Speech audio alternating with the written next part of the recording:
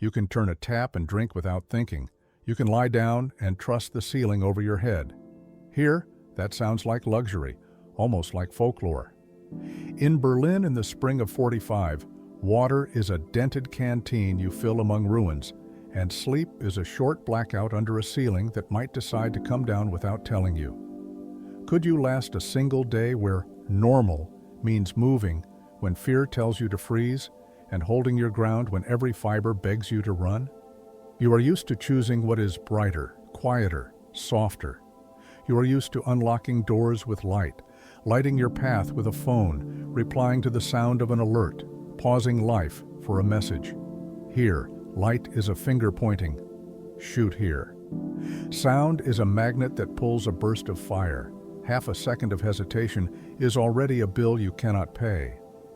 Why do the habits of a world without gunfire turn you fragile in a place where every small thing is a rule, and rules do not argue with your feelings? You might think street fighting is courage, momentum, the cinematic run into history. In truth, it is patience and quiet. It is how long you can avoid doing anything unnecessary, how well you can live inside short lunges and long plateaus. By the end, you will see three plain reasons this life becomes nearly unbearable: the combat rhythm that shatters time into jittery bursts and blank silences, the primitive state of a smashed city where water, heat, air, and light turn from comforts into risks, and the price of mistakes measured not in days but in seconds. But first, your map, so you do not get lost. The center of the city is a quarry of buildings, stone that crumbles under the fingers, staircases that climb to emptiness. You are an infantryman in a rifle division of the 1st Belarusian Front, a civilian in boots, no medals, no movie armor, no glow. On your belt hang pouchy cartridge bags, in your hand a sapper's shovel, in your mind an order that outweighs convenience. Brick dust underfoot, concrete slabs overhead, and ahead of you those black window rectangles that are always possible mouths for steel. Distances look like they belong to a park, not a battlefield. Tens of meters between firing points. They look short, but the path between them is not straight. It zigzags like an erratic heartbeat, and every corner is a lottery where your ticket is your head. Do you want tea? Here, a cup of boiling water is a lottery. What will you pay with, time or risk? Your ration is dry and not built for pleasure.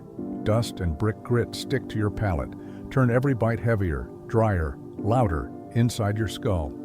You fill your canteen wherever you can, at a tanker parked like a stranded whale, at a barrel in a courtyard watched by empty windows, at a kitchen where the sink still lives and the pipe coughs a brownish promise that smells faintly of a burned house. To boil water is to unwrap smoke and scent, and smoke and scent are invitations for eyes that do not love you. So you choose cold and caution.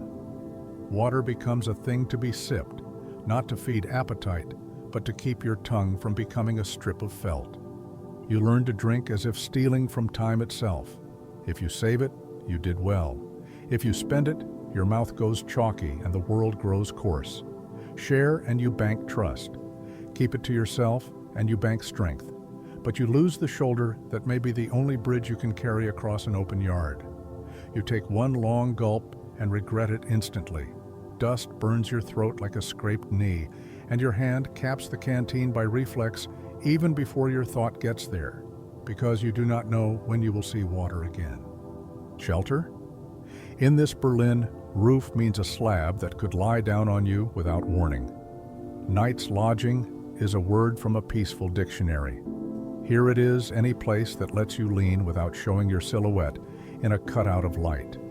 A stairwell with no bulbs, a cellar whose ceiling is too low for a full breath, a landing between flights where concrete swallows the sound of boots.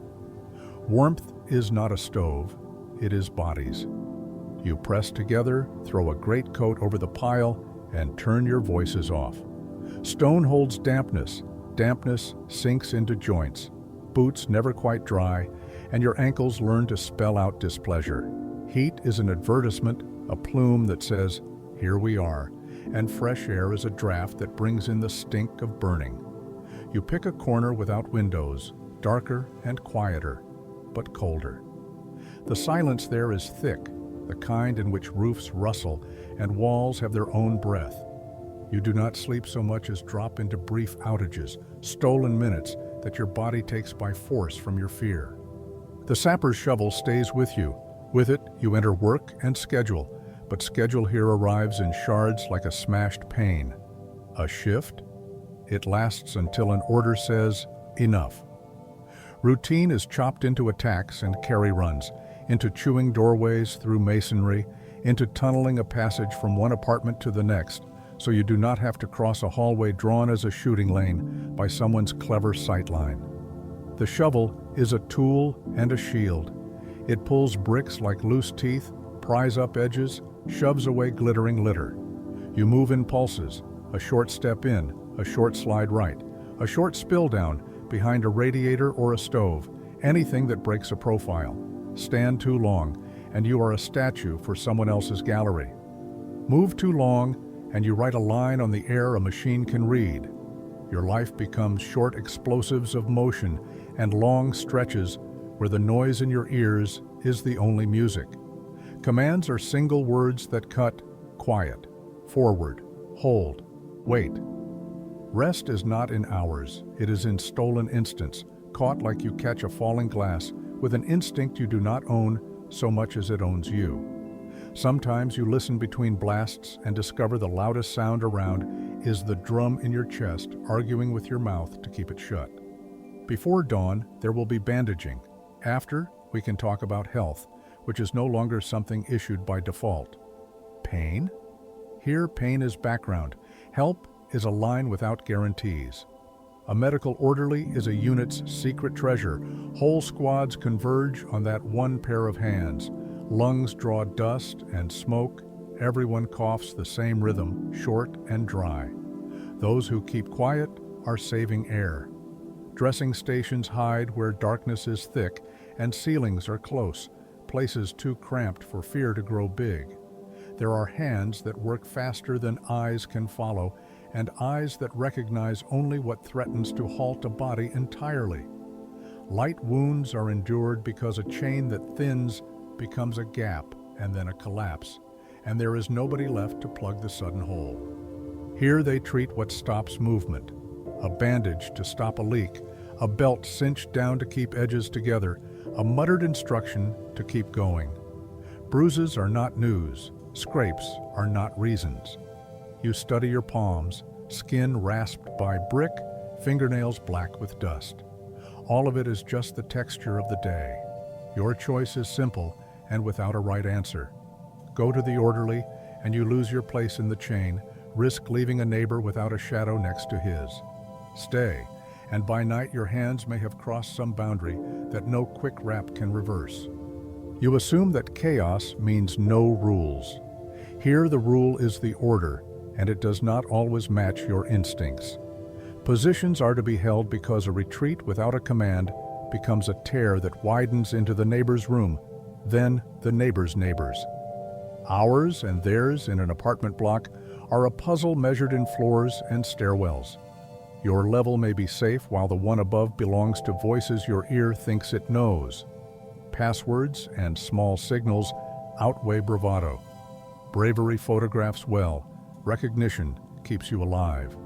Looting is not a romantic night story with trophies. It is a criminal charge and a poison that eats discipline, and discipline is the wire rope that keeps the whole bridge from falling. Counterintelligence looks over your shoulder. Your platoon leader looks straight into your face. Every man answers for a slice of space, and every slice answers for the whole. In a stairwell flash, you feel your own body take a step back. An animal pull after a burst lights the corridor. You stop. The order was to hold. Instinct makes its case. The outside world does not listen. Now it feels like you might be learning the place. Walls hold. The faces near you become known. Your tongue finds easier vowels for the names you need. That feeling is the door into the city's ecology, which does not care about your comfort. You expect rain to clean the air, to wash dust out of breath and eyes. It breeds mud. Mud clamps your soles and tugs you down as if the ground has hands. Fires and dust weigh the air until even cool days feel like a room with too many coats on. Smoke creeps along floors and then along basement ceilings, drawn to the very rooms where you thought you were safe. Drafts do not save you. They carry smoke from yard to stairwell to cellar and turn your refuge into a lung labyrinth. Glass is confetti in every archway and passage. Rush, and you slice skin open on the edges you do not see. Delay, and you give a bored marksman the gift of a stationary moment. You go along walls because courtyards are clean sight lines made for straight lines of lead. You lean your cheek to brick and feel the warmth it still carries from a fire that has already gone black. Somewhere water drips, but not where you stand. The sound does not promise freshness. It is a reminder that water always finds a way, and that its way is not necessarily yours. There is no gentle transition in this kind of day. The cut from one subject to the next happens hard, the way rooms change ownership without anyone announcing it. Money. You grew up believing it solves everything. Here, money is paper. Value is water and cartridges, a place by a wall that does not draft your bones, a person willing to help shoulder a crate without talk. The Reichsmarks that meant a rhythm to life become loose leaves in a ruined novel, useless against hunger, irrelevant against orders, silent in the face of someone who seeks a target. Barter works. Trade a spare tin of something unappealing for an angle where no wind slices your sleep.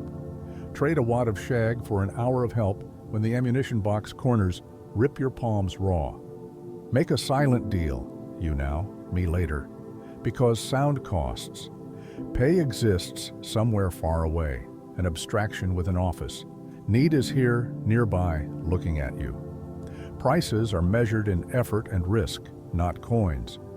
If there is a living market anywhere nearby, urgency rules it like weather. What is needed today becomes nonsense tomorrow, and nobody sells time because the first person who has less of it cannot afford to wait. You fish a folded bill from your pocket and look at it as if it might propose something. It has nothing to say. The value you carry now is in your grip, a canteen and a shovel, your wallet and your argument. You are on the threshold. You can feel your mind begging for a resolution the way tired legs beg for a bench. But finale is a peaceful word, and here endings are not a chorus, but a hand closing a door so that another hand can open the next one 5 minutes later. At the start, you asked why habits from a world without gunshots make you weak in a world that denies your comfortable defaults.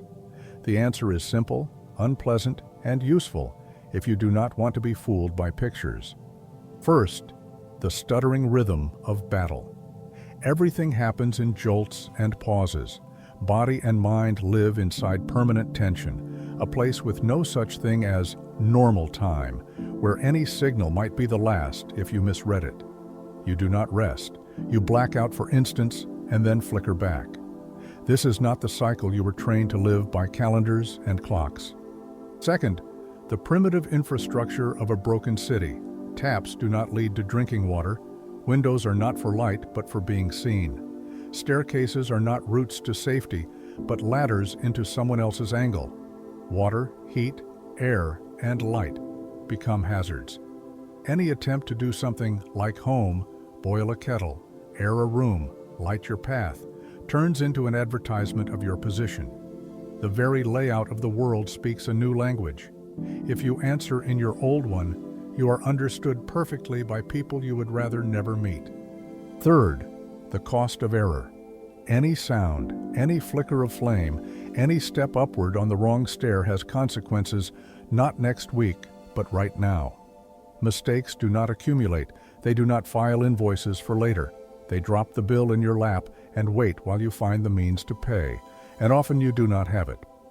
What do we underprice today?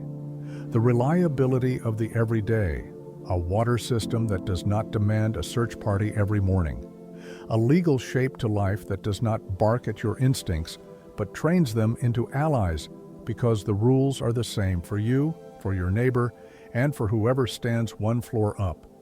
Access to help that is not counted in a line down a choking corridor and in the speed of someone's hands fighting darkness.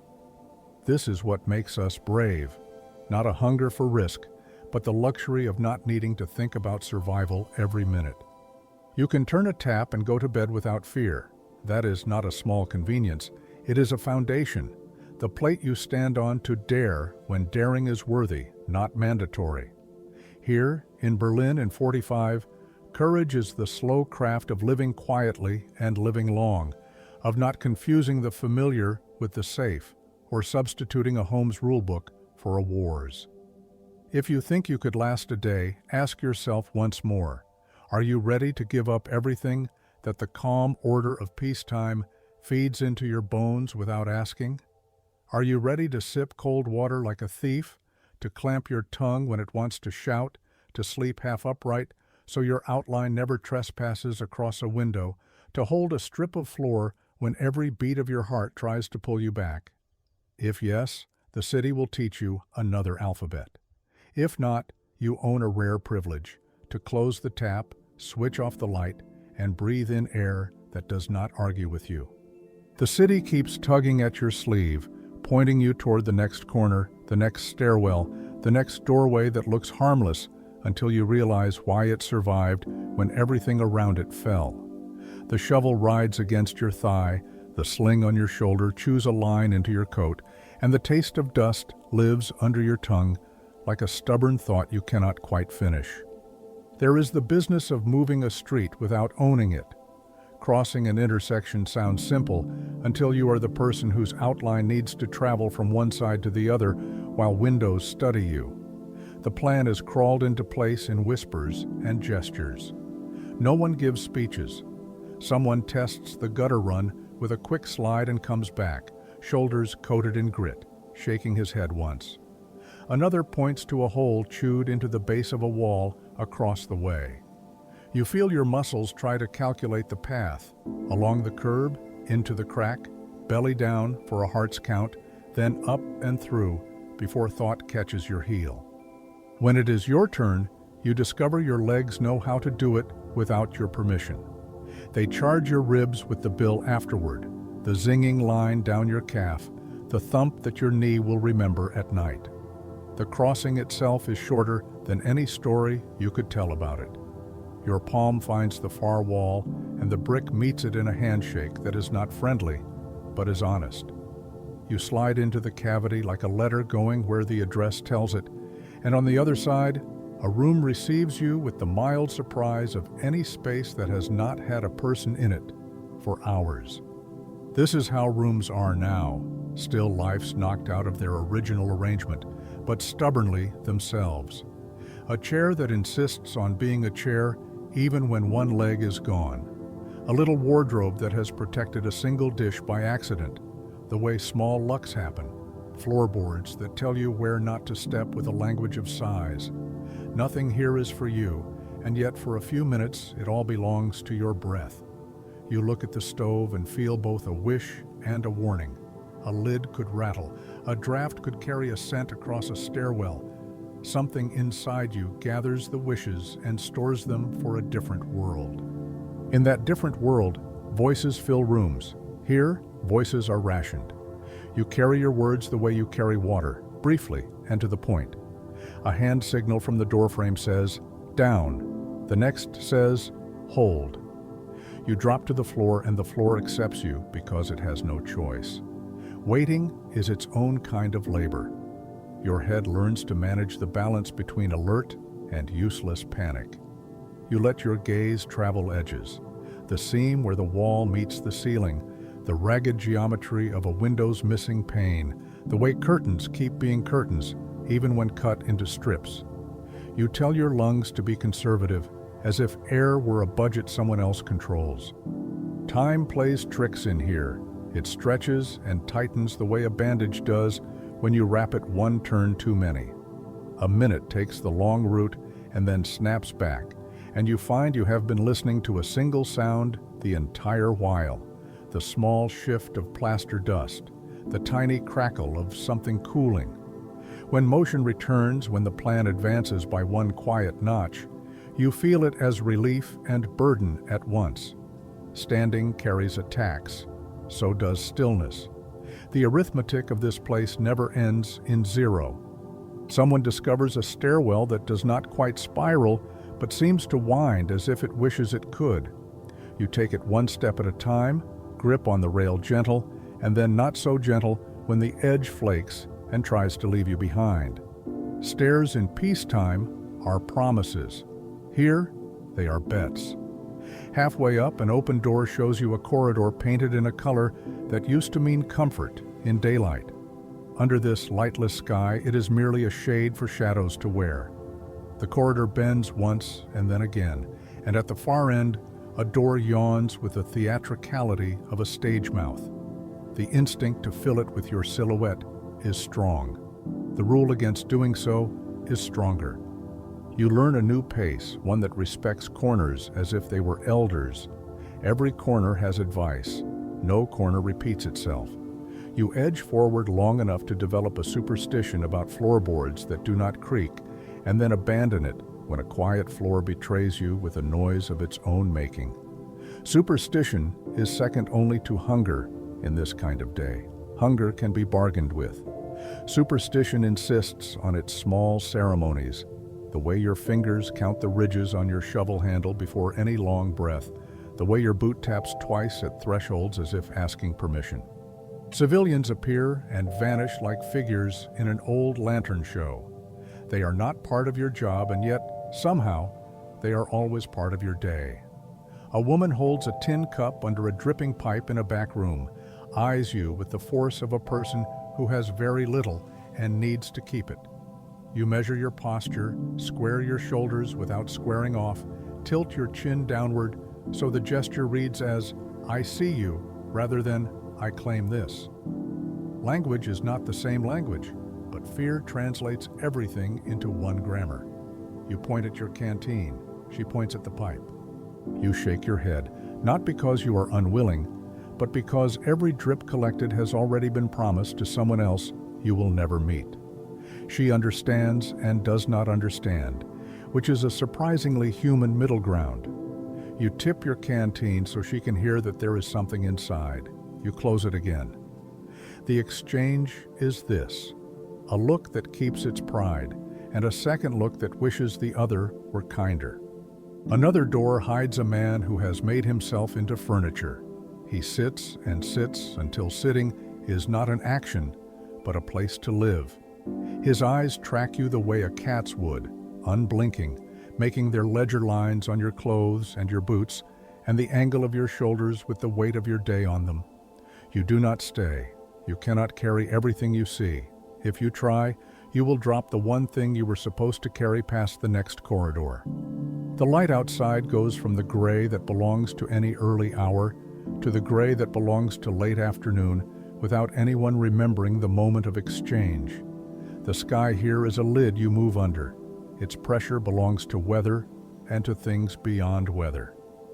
When you do step out, it happens like a trick. One step, two steps, and suddenly you are in an open yard that forgot to be deadly for a heartbeat. This is where your body wants to stretch. Your mind throws a rope around that urge before it grows legs. Across the dirt, a length of wire trails the way a forgotten sentence trails off. You avoid it not because you know what it is, but because nothing here that trails across anything is your friend. Food becomes possible when someone decides it should. A tin opens with a sound that seems illegal. The smell is ordinary, which makes it precious. You discover that chewing can be an act of discipline. You force your jaw to behave, to move in slow machinery rather than in hungry jerks that draw attention. You swallow the way you learn to swallow water, with a plan. Next to you, a pair of hands breaks bread into fragments fine enough to pass as crumbs, and still, the action reads as luxury. A spoon clinks against metal, and the clink is a scandal. Everyone pauses and examines the yard for punishment that does not come. When it does not come, relief arrives as if on wheels. You could laugh, and you do not. Laughter is energy, and you have other accounts to fund. You tape your palm where the shovel has turned the skin into a sketch. The tape is a narrow treaty between what you need to use and what you need to keep. Hands are how you speak to this place. You persuade doors with them, teach windows to accept a cloth over their empty mouths, tell gravel to be quiet under your boots, introduce yourself to ladders, and ask them not to complain. Your knuckles have learned to not bloom at the first insult. Your fingertips go numb and then return with news about splinters you will never locate, and therefore will live with. The body is a parliament of small complaints voting on a large bill. You keep calling the vote until the count goes your way. There is always a wire somewhere. The city has been knitting itself together with them for years, and now the knitting lies loose. Wires for talking, wires for light, wires that once meant music in the evening. Some are attached to boxes that no longer know how to hum. Some are coiled like snakes in baskets that no longer have owners. You step around them out of habit and superstition. Sometimes a wire is still alive in a corner you do not expect, a low thrum if you lay a finger on it and trust your nerves.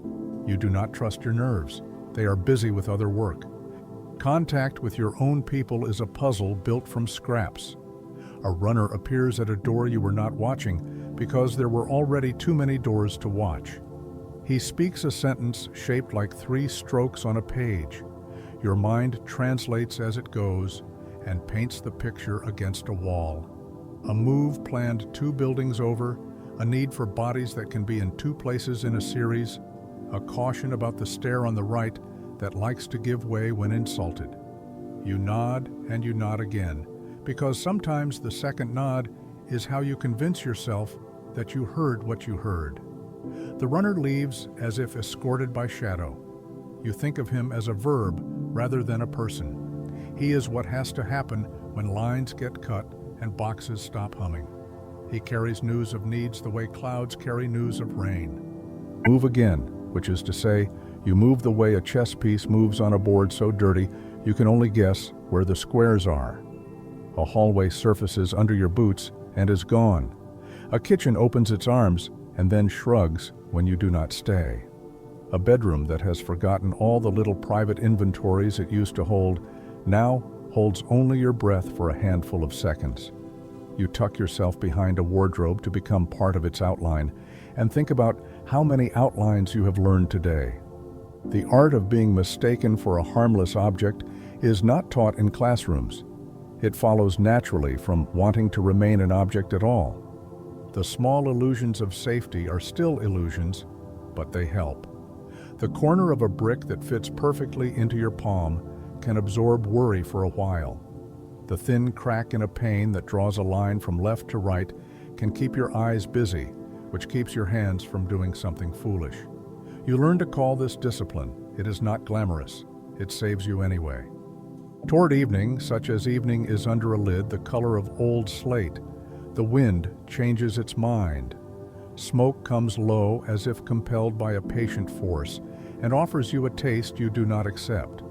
Your throat argues.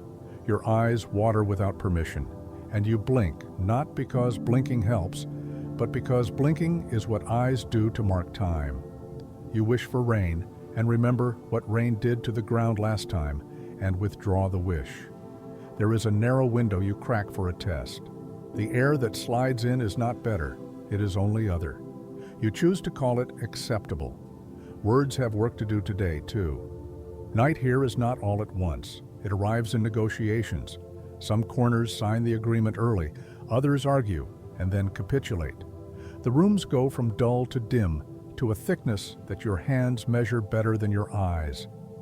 Darkness in peacetime is a texture you can own with a switch or a match. Darkness here belongs to no one. You join it and hope it ignores you. Sleeping upright becomes not a skill, but a default. Muscles learn how to lock without hurting, and then they forget, and then they learn again. Your head leans against the wall, and the wall is not soft, but it is honest, and honesty counts for more than comfort. Someone next to you breathes in a pattern you begin to copy without realizing. Human bodies sink when given the chance. You are grateful for this involuntary companionship, and you do not say so. Gratitude is quiet here. Dreams come in broken formats. They are not even dreams really, but splices of images the day left behind.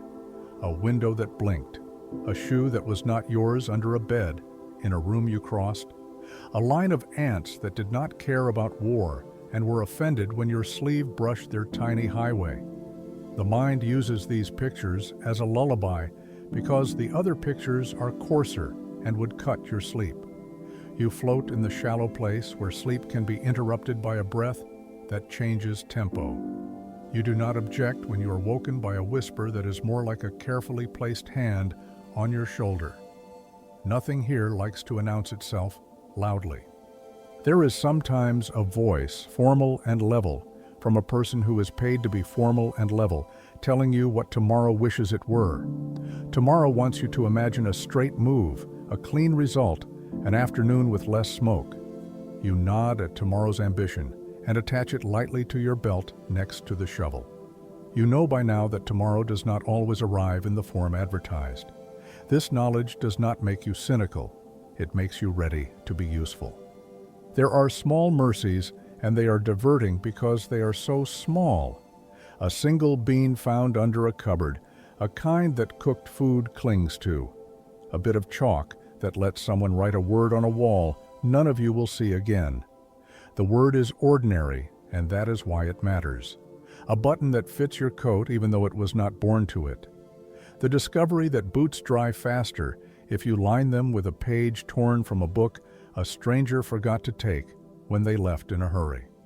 The page speaks a language you do not read, and still you feel it communicating with your feet. I will take your dampness for a while. In exchange, remember that I once told a story. You agree to the bargain. Not every door hides danger. What unravels you is that you cannot tell which doors are the kind you will pass and forget, and which are the kind that will install themselves in your mind. You touch doorknobs with your sleeve because that is how it is done now. You push doors with your boot because boots are allowed to have scars. You leave doors slightly ajar behind you because closing them feels like a boast and an unkindness in the same gesture. Besides, a door that must be opened again is a sound, and sounds are taxes you do not owe when you can avoid them. Your sense of distance has been turned inside out. What is near requires a plan. What is far is a rumor.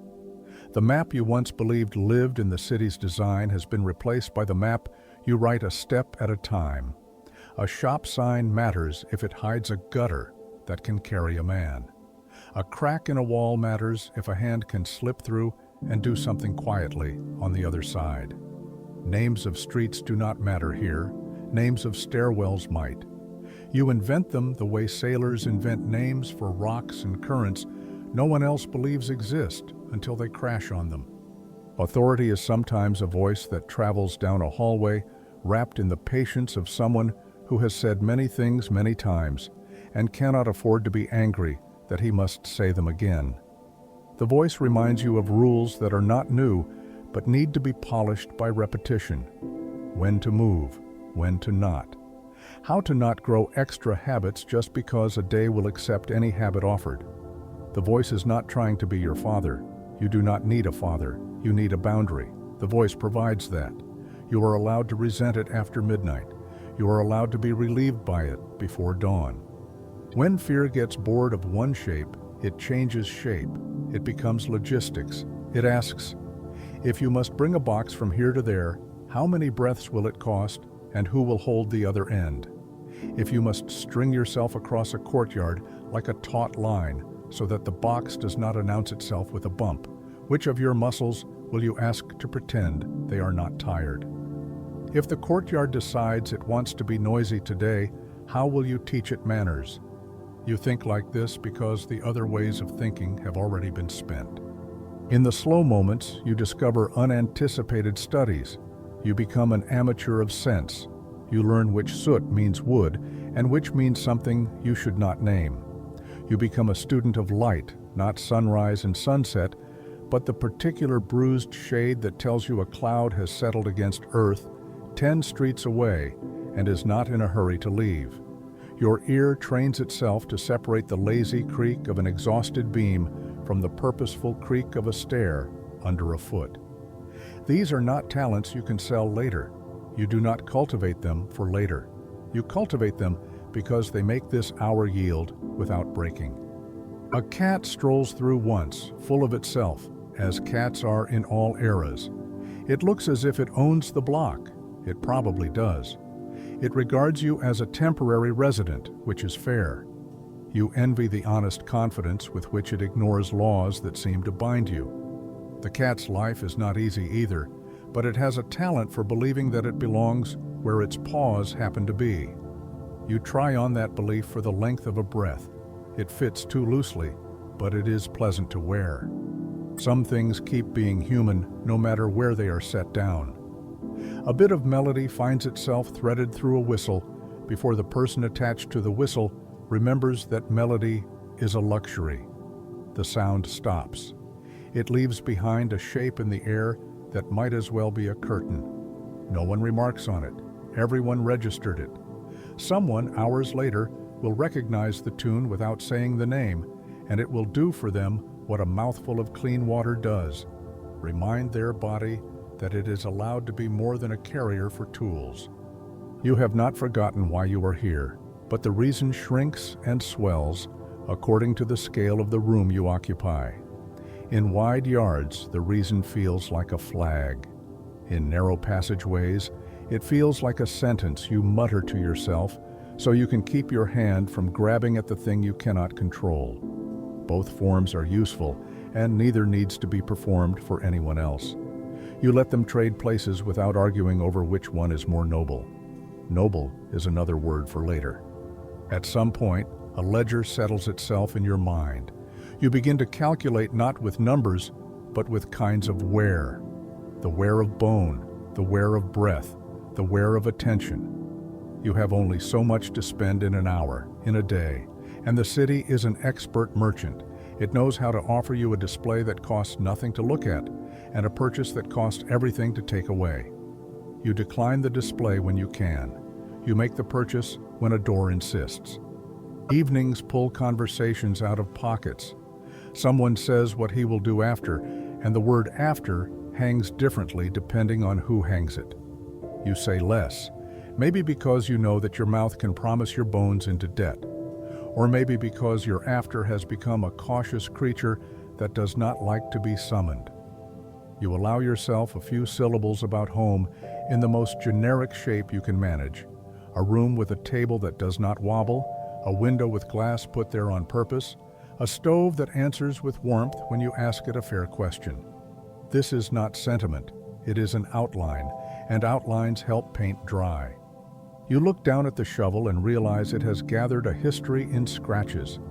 If a museum ever saved it, no plaque would explain all the jobs it performed that had nothing to do with trenches: the way it negotiated with plaster, the way it escorted a ration from floor to floor without dropping it, the way it became a doorstop to keep a draft from arguing with a candle none of you lit, but all of you watched as if it might.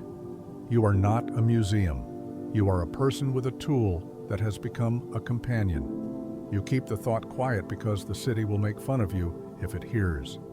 Sleep returns in installments and collects interest you do not enjoy paying. You step into it with the care you would use stepping onto a small boat. The boat rocks, because that is what boats do. You forgive it. Dreams are less jarring this time, or maybe you are more tired of arguing with them. Somewhere, a door latches, a sound smaller than the word small, and every ear in the room rises for a moment and then lies back down. This too is a kind of trust, and no one claps for it. When morning sketches itself at the edges of things, your body is already awake. Your mind keeps pace, but not too closely. It knows that if it runs ahead, it will trample something you may need later. The world smells different in morning's first argument with the night. Smoke loosens its grip by a fraction. Dampness tries to climb out of corners and fails, then tries again. You take stock without making a ceremony of it. The weight of the canteen against your hip, the way the shovel's edge looks in this light, the state of your hands under their taped treaties. The day is here. It is not asking if you would like it. It lays itself out like a long corridor whose floorboards may or may not protest.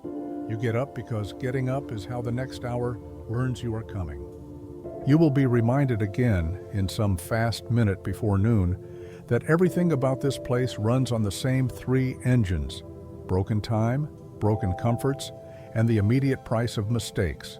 You will become a better accountant of them as the day widens. You will still overpay sometimes. You will still be surprised by where profit hides. You will catch yourself looking at a wall as if it could look back and tell you a future. You will shake your head and return to the shortest future, the one between this step and the next. And you will remember, because you need to, that you come from a world where the tap turns and water arrives as if the universe had planned it that way just for you. That the ceiling holds because it was asked nicely and then paid for in the currency of patience and labor rather than in fear. That law, the ordinary, unglamorous law of streets and rooms and permits and hours, is not a scold, but a friend that keeps your instincts from burning themselves out. That a line can form in a bright hallway, and that the line is boring because it works, which is the finest compliment a line can earn. You will remember, and you will make from these memories a small fire inside yourself that produces no smoke and no light, only heat that does not betray your position. You will carry that heat the way you carry everything here, carefully, quietly, committed to not spilling it, knowing that what you hold is not just fuel, but the shape of the person you will be permitted to return to when the door opens again, and the corridor finally, mercifully, leads home. Morning does not announce itself with color so much as with the way edges sharpen. You notice the mouths of doorways become more defined, the grain of a table revealing itself in small ridges, the crossword of cracks on a wall becoming legible. Your fingers rehearse their checks without ceremony. The strap that has been faithful, the buckle that likes to sulk, the pouch that needs a firmer tug to close. Metal is colder than you remember. Canvas is less forgiving than it was yesterday. These things are truths that do not mind being repeated. A man you barely spoke to yesterday becomes the person who hands you a small wrap of bread, like it is a matter of course. You accept without a flourish because flourishes are fragile, and you do not wish to keep any around in this place. The taste is plain in a way that pleases you. Plain means honest. Honest means it will not trick your stomach into expecting more than it is safe to expect. You eat with your eyes on a rectangle of wall because the rectangle is your horizon for the moment, and horizons deserve attention. The first task, as usual, is to make a path where none exists that will not expose a body to a straight line. Walls are negotiable. Doors can be persuaded to open sideways, through adjacent rooms that share a secret under the plaster. The shovel talks to the masonry in a voice you have learned to recognize, a scratch when it meets dust and sand, a dull note when it hits the stubborn vein, a friendly chuckle when a brick releases because it knows resistance is no longer fashionable. You work in quiet, unhurried strokes. There is no prize for speed if speed writes your position on the air. Someone produces a length of mirror mounted in a frame the size of a hand and a string thin enough to look like a trick. You feed it around a corner as if you were offering the day a cookie. The mirror returns with a scrap of information. Light in that room, not the kind made by electricity, the kind that happens because a shade has been dragged aside and forgotten. A chair on its side, a rug turned up at one corner. Nothing that is fatal by itself, everything that could be part of a net if you are lazy. You thank the mirror the way you would thank a neighbor who held a door and did not ask for a conversation. Communication is a living creature with moods. A field telephone sulks on a crate, its wire and umbilical that has already been chewed twice by debris no one saw fall. When it works, It delivers a voice that feels nearer than it has a right to feel, a part of the city speaking through a mouth disguised as a box. When it fails, you remember that messages grow legs and need lungs. A runner arrives, breath folded tight inside his chest to keep from spilling, and unfolds a sentence clipped down to exactly the necessary number of words. You receive it, and it blooms in your head into a floor plan, a move, a caution, a small change that will let a larger one happen without raising its voice. The city keeps its own strict inventories. Water runs where gravity permits, and no one else negotiates. Smoke winds through places it finds attractive, indifferent to your preferences. Light squeezes itself under doors that thought they had retired for the day. You become a quiet manager of these inventories, not because you have authority, but because noticing is a form of stewardship. You tilt a pan so the last mouthful of water slides toward the person whose lips are cracked worse than yours. You wedge cloth into the base of a door to convince a draft to go court somewhere else. You remind light that it is welcome in the smallest portions and is otherwise to be treated like a visitor who cannot keep a secret. In a stairwell, you learn again how to place the balls of your feet on the outside edge of a step that does not like to be reminded of its work. The rail is a negotiation in iron. You ask it a question with your hand. It answers with a flake and a hum. Upstairs, a corridor that has seen too many boots wears a gray carpet of ground-in work. You read it the way a farmer reads a field after rain. You can glean which door has become fashionable for passing, which one is shunned, which one has recently received visitors who did not deserve their visit and will not return. A door opens on a kitchen that still believes in kitchens. Pots hang, proud of their shapes. A table has not yet learned how to tilt when leaned upon. A box of matches sits like a king with no kingdom. You touch none of it.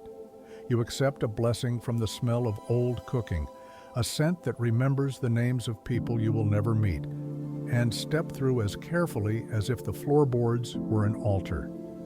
At the sink, you turn the handle a fraction, and it returns the favor with a sigh, but no gift. You turn it back the other way and recognize that your fingers have started to catalog kinds of resistance the way some minds catalog birds. This one was a resigned friction. The other kind, the one you do not like, is lively and means a valve is not merely stuck, but annoyed. Learning the city's language continues with concrete nouns. You meet a pile of sand that used to be a wall. You meet a ladder that used to be a tree. You meet a coat that used to be a person's luck. The coat lies where it fell, half folded, as if it could still hold the warmth from a previous season in a pocket. You look, and then you do the kind thing, which is also the necessary thing. You do not build a story where a fact will do.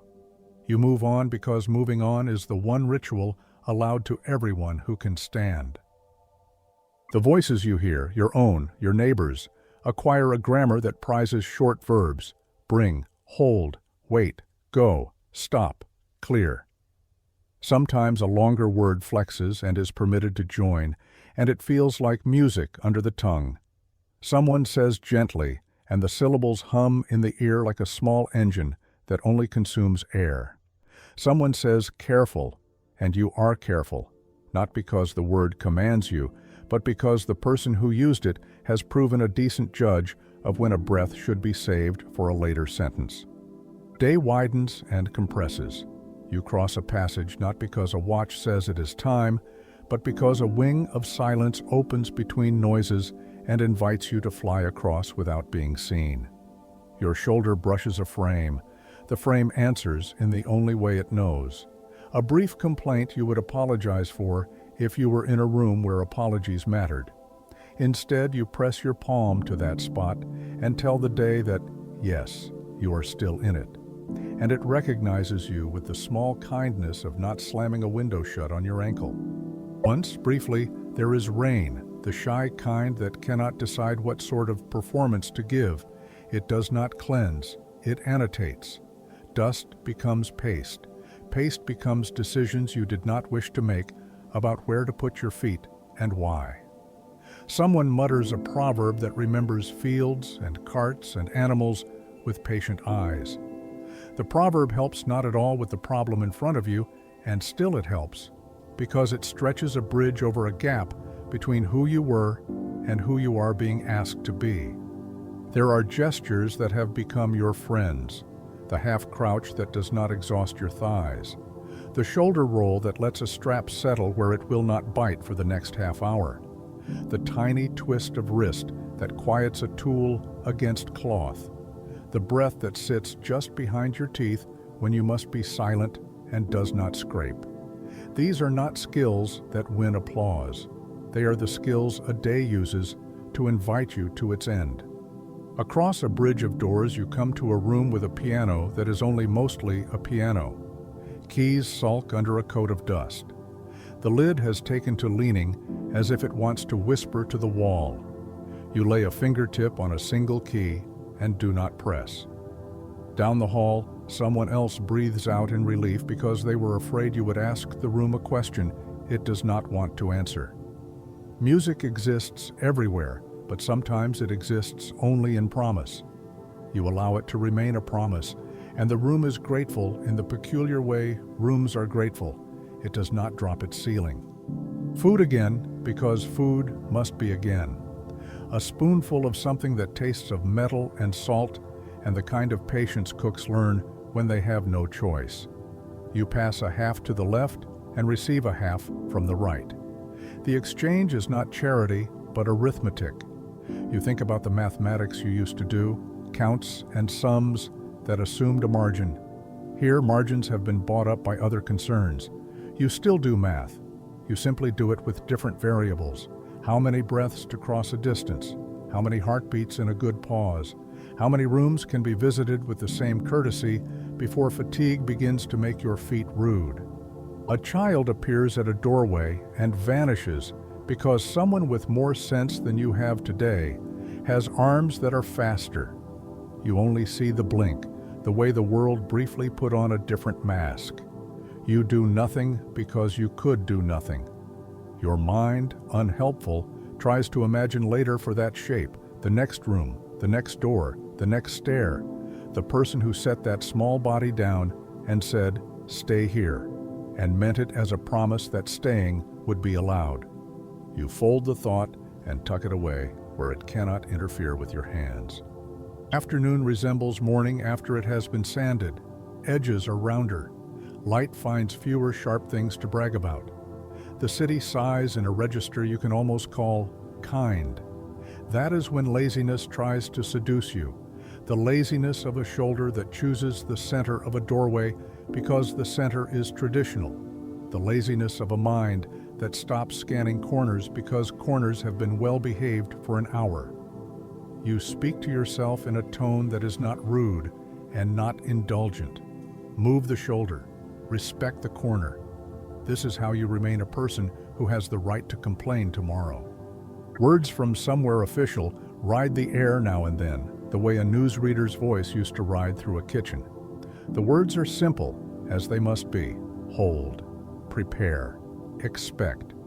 You hang them on nails inside your head, so they will be right there when you reach for them. You do not polish them. You do not argue. Argument is a hobby the day cannot afford. You discover that you spend time noticing hands, a neighbor's hands that are square and unafraid to be called clumsy, and therefore never do clumsy things. Another's that shake only when they are not busy, and so you keep them busy. Your own, which have learned to be ambassadors, speaking on your behalf to rough surfaces and obstinate tools, negotiating with latches and windows, making amends when a mistake is made and a thing is bumped that should have been respected. If you had to account for the day with a single image, it would be hands under weak light, an index finger showing a path on a tabletop map, a thumb smeared with brick rust, palms that smell of iron and string. Shadow returns by degrees, and with it, a ceremony you do not mock. The laying out of the small place where you will ask your body to rest. There is an art to picking the corner that will not turn you into a picture for someone else. There is a craft in nesting cloth, so that it muffles but does not smother. There is prudence in deciding which boot you will loosen and which you will not, a logic old as marching and as current as every corridor you cross today. You do these things without calling them by names. Naming is for easier times. Someone tells a story with no plot, and everyone listens like it is a national anthem. It is not a story about victory or loss. It is about a day 3 seasons ago when a cart lost a wheel and 5 strangers lifted it, while a 6th slid the axle back into a patience that made sense. You admire the story not because of what it includes, but because of what it carefully excludes. No hero, no speeches, work and solution, the end. You would like to live inside that story for an hour. Instead, you live inside this room, which has its own demands and a floor that remembers every foot that ever asked it for a favor. Sleep is not a door you walk through. It is a tide that comes in with a policy of not discussing its schedule. You allow yourself to float. At the edge of the room, a man mutters a count of something, shells perhaps, or steps or breaths, and the count anchors you even as it goes on without needing you. Your shoulder finds the wall again, and the wall accepts the responsibility with a professionalism that would be funny if laughter did not cost so much. Your last thought is not a vow or a lament. It is the practical promise you make to the part of yourself that keeps records. We will do this again. When we do, we will try to do it with less waste. And then there is the interval, the single mercy your body still trusts, the spell where no corners ask questions and no doors pretend to yawn, the narrow country of rest. You stay there as long as the day allows, which is never long, and when you are invited back to the world that needs hands and eyes and an acceptable level of fear, you arrive without complaint. The corridor is still a corridor, the window is still a black rectangle, the shovel still weighs what it weighed. You pick it up, and by picking it up, you remind the day that you remain available for the work of crossing it.